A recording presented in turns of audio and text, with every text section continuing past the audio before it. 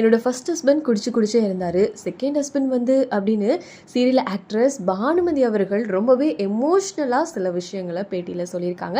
என்ன சொல்லியிருக்காங்க அப்படிங்கிறத பார்க்கலாம். எங்கள் அண்ணா, இனியா, சின்ன மருமகள் இந்த மாதிரி பல சீரியலில் நடிச்சிட்டு இருக்கவங்க தான் ஆக்ட்ரஸ் பானுமதி.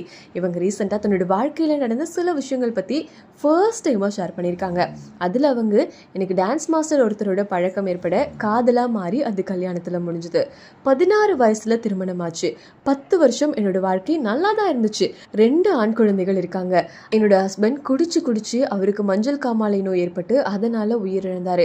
என்னோட ஹஸ்பண்ட் வீட்டில் நான் தான் அவரை கொன்னுட்டேன் அப்படின்னு சொன்னாங்க.